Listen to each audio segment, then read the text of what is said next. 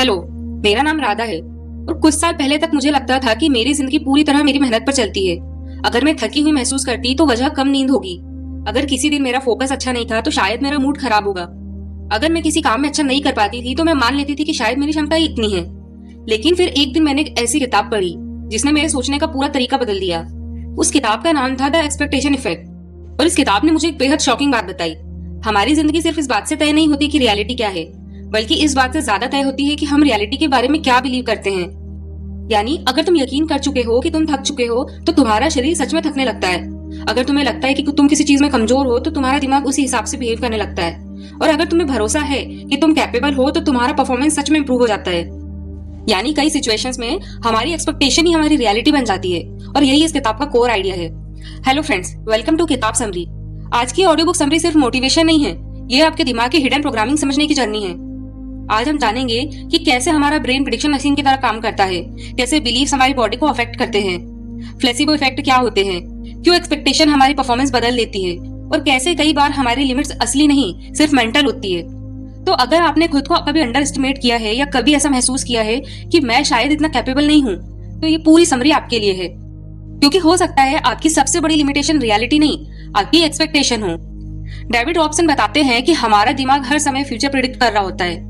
यानी हमारा ब्रेन सिर्फ दुनिया को ऑब्जर्व नहीं करता, बल्कि पहले से अंदाजा लगाता है कि आगे क्या होने वाला है और उसी हिसाब से बॉडी और इमोशन को प्रिपेयर करता है।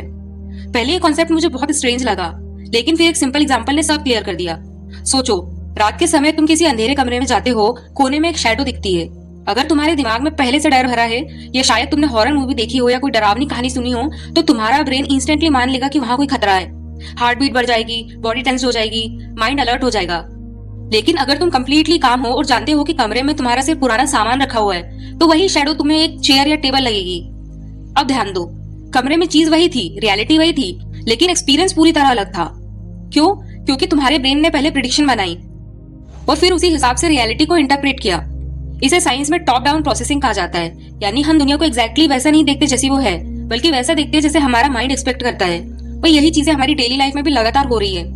अगर तुम्हें पहले से लगता है कि कोई काम मुश्किल है, तो तुम्हारा ब्रेन बॉडी को पहले स्ट्रेस मोड में डाल देता है। तुम जल्दी थकने लगते हो, फोकस कम हो जाता है, मोटिवेशन गिरने लगती है।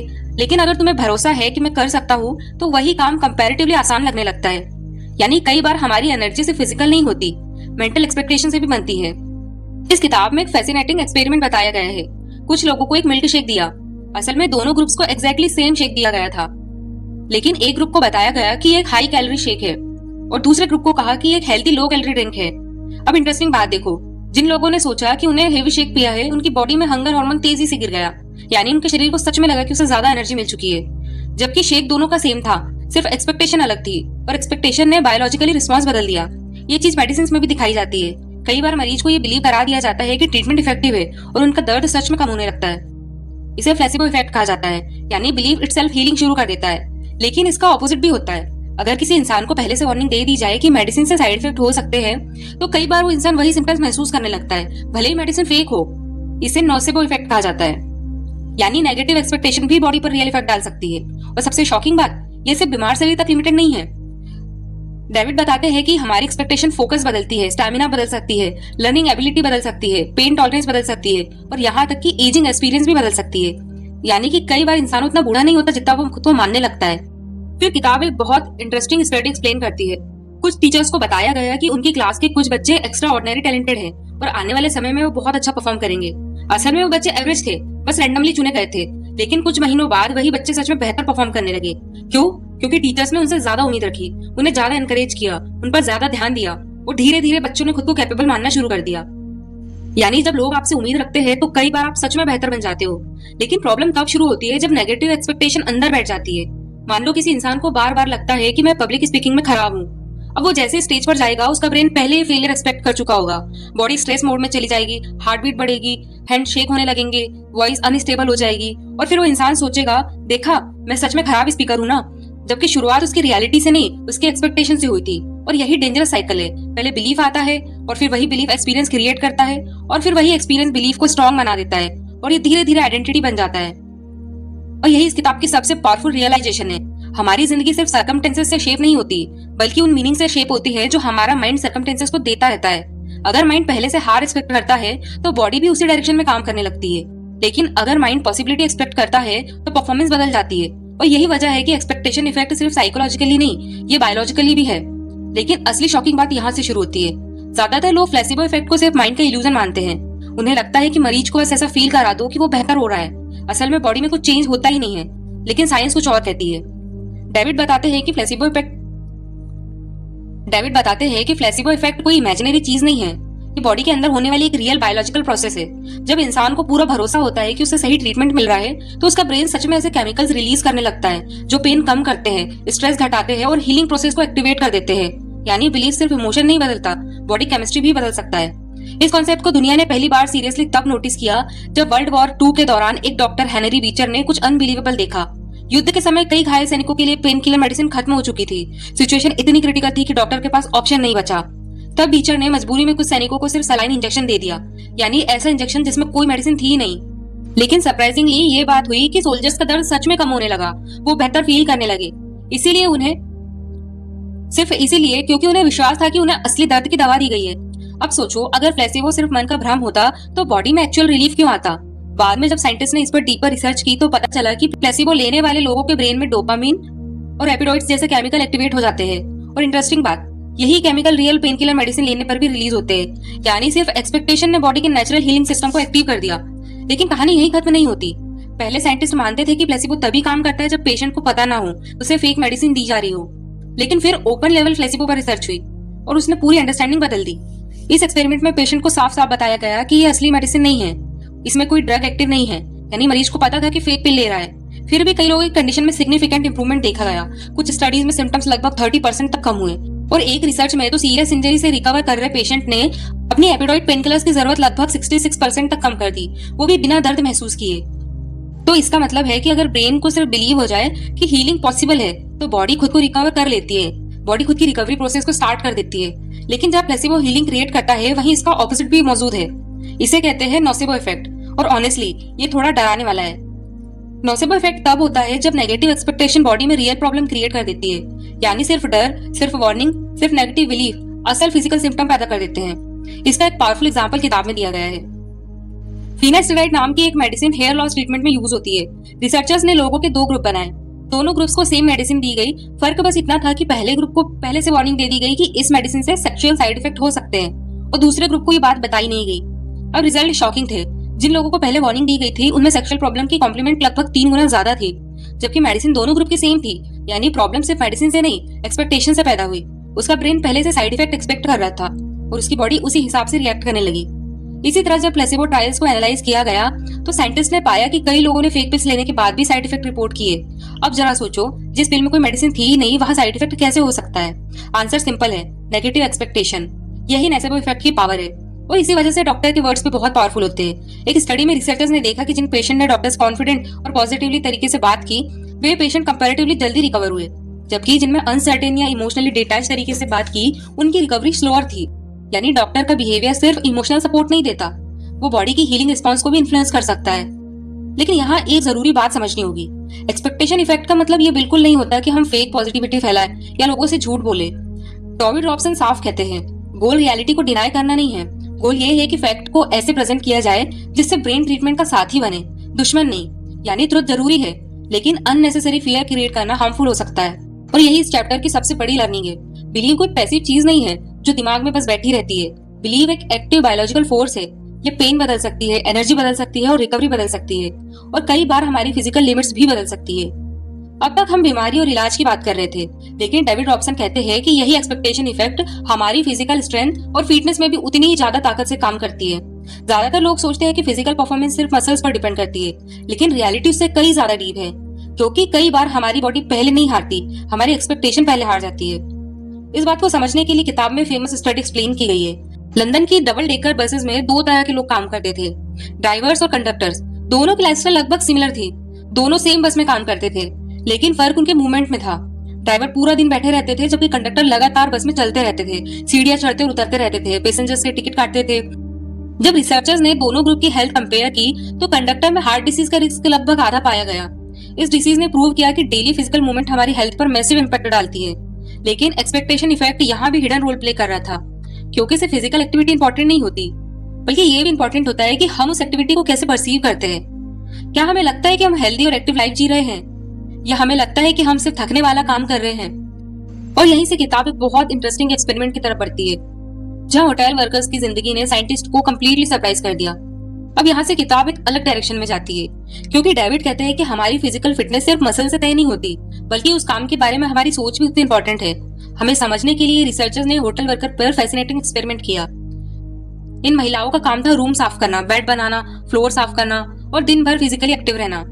यानी उनका काम खुद में काफी एक्सॉस्टिंग था, लेकिन प्रॉब्लम ये थी कि उन्हें लगता था ये तो बस नौकरी है, एक्सरसाइज थोड़ी ना है।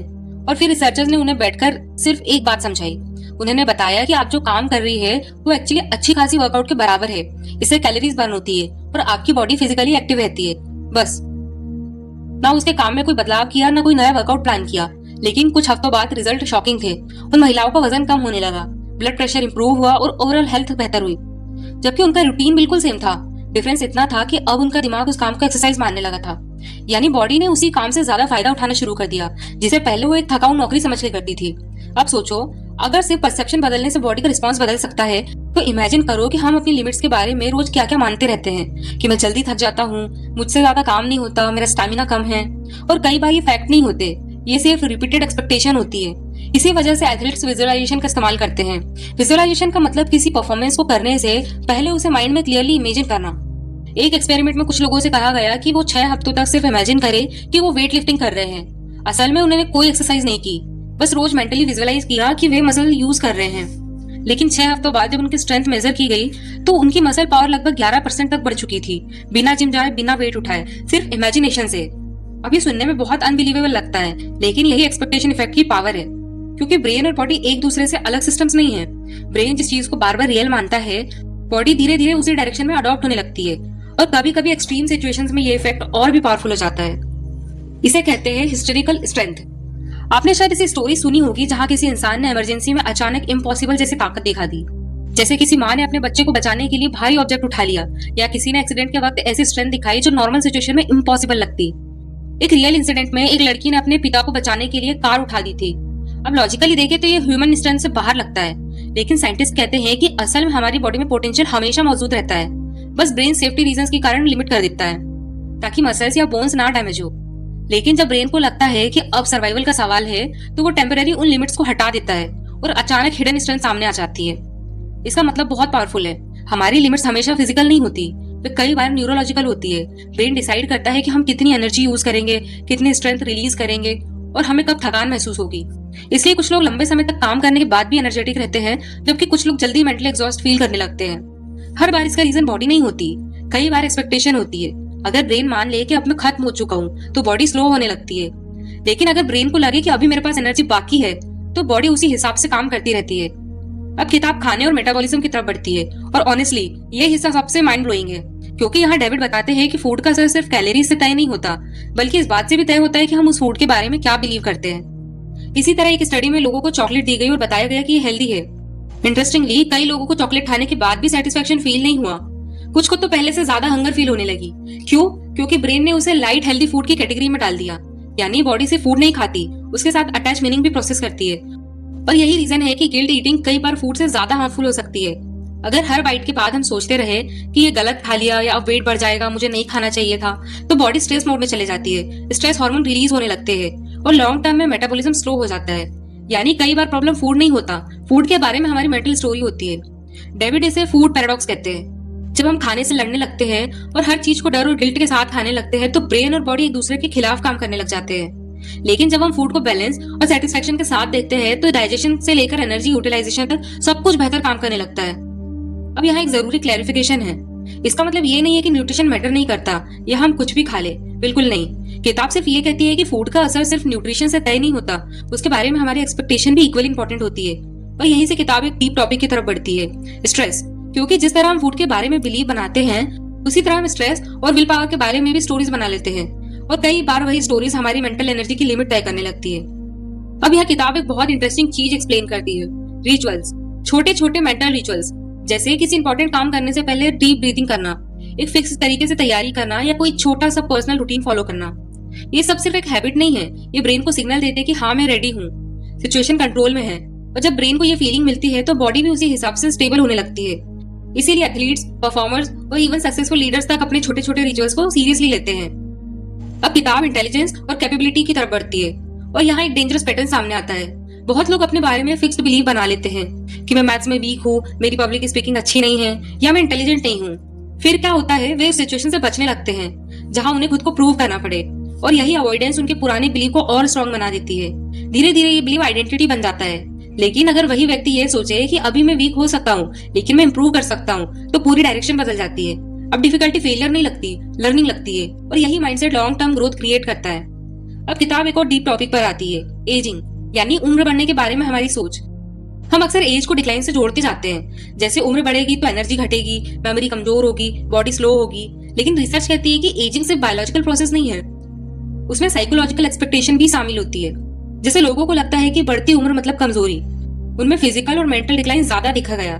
लेकिन जो लोग एज को विजडम, मैच्योरिटी, एक्सपीरियंस से जोड़ते हैं वे ज्यादा एक्टिव और हेल्दी रहते हैं। यानी ब्रेन यहाँ भी फ्यूचर स्क्रिप्ट लिख रहा होता है। और फिर किताब स्लीप के बारे में एक माइंड ब्लोइंग बात बताती है। बहुत लोग सुबह उठते ही खुद से कहते हैं कि आज नींद पूरी नहीं हुई, मैं बहुत टायर्ड हूँ, और यही थॉट उनके पूरे दिन की एनर्जी को डिस्ट्रॉय कर देता है। रिसर्च में पाया गया कि कुछ लोग एक्चुअल में नींद अच्छी लेते थे, लेकिन क्योंकि उन्हें लगता था कि उनकी स्लीप खराब है तो वे ज्यादा टायर्ड फील करते थे। इन्हें रिसर्चर्स ने नाम दिया कंप्लेनिंग गुड स्लीपर्स। दूसरी तरफ कुछ लोग कम सोते थे लेकिन उन्हें इसकी चिंता नहीं होती थी और सरप्राइजिंगली वे ज्यादा नॉर्मल फंक्शन करते थे। एक एक्सपेरिमेंट में तो रिसर्चर्स ने लोगों को उनकी स्लीप के बारे में फॉल्स फीडबैक दिया। कुछ लोगों से कहा कि तुम्हारी नींद खराब थी जबकि वो ठीक से सोए थे, और कुछ लोगों से कहा कि तुमने बहुत अच्छी नींद ली जबकि रियलिटी में उनकी स्लीप एवरेज थी। अब नेक्स्ट डे रिजल्ट शॉकिंग थे। जैसा कि उन्हें बताया कि उनकी स्लीप खराब थी, उन्हें मेमोरी और कैलकुलेशन टेस्ट में वीक परफॉर्मेंस दी, और जिन्हें बताया गया कि उनकी स्लीप अच्छी थी उन्होंने बेटर परफॉर्म किया। यानी स्लीप सेम थी लेकिन एक्सपेक्टेशन अलग थी, और उसी एक्सपेक्टेशन ने परफॉर्मेंस बदल दी। अब यहाँ डेविड पूरी किताब का सबसे पावरफुल कंक्लूजन देते हैं। वे कहते हैं कि हमारा ब्रेन सिर्फ एक्सपीरियंस पर रिएक्ट नहीं करता, वो एक्सपेक्टेशंस पर भी रिएक्ट करता है। अगर हम खुद को बार बार कमजोर, टायर्ड, स्ट्रेस्ड और इनकैपेबल मानते रहेंगे तो ब्रेन उसी हिसाब से बॉडी को सिग्नल्स भेजेगा और धीरे धीरे वही रियलिटी बन जाएगी। और यही द एक्सपेक्टेशन इफेक्ट की सबसे बड़ी सीख है। हम हर सिचुएशन को कंट्रोल नहीं कर सकते, लेकिन हम उस सिचुएशन के बारे में अपनी मेंटल स्क्रिप्ट जरूर बदल सकते हैं, क्योंकि कई बार हमारी जिंदगी को सर्कमस्टेंसेस नहीं, उन सर्कमस्टेंसेस को हमारी एक्सपेक्टेशन शेप करती है। तो दोस्तों, अगर इस वीडियो ने आपकी सोच को थोड़ा भी बदल दिया हो तो नीचे कमेंट में जरूर बताइए कि इस किताब का कौन सा आइडिया आपको सबसे ज्यादा पावरफुल लगा। क्या आपने भी कभी ऐसा एक्सपीरियंस किया है कि जहां सिर्फ आपकी सोच बदलने से आपका परफॉर्मेंस या फीलिंग बदल गई हो? अपना एक्सपीरियंस जरूर शेयर कीजिए। और अगर आप ऐसी ही डीप और लाइफ चेंजिंग किताबों की समरी को आसान भाषा में देखना चाहते हो तो चैनल किताब समरी को जरूर सब्सक्राइब कर लीजिए। वीडियो को लाइक और शेयर जरूर करें, क्योंकि हो सकता है कि एक सही आइडिया किसी की पूरी जिंदगी की डायरेक्शन बदल दे। तो मिलते हैं अगली वीडियो में।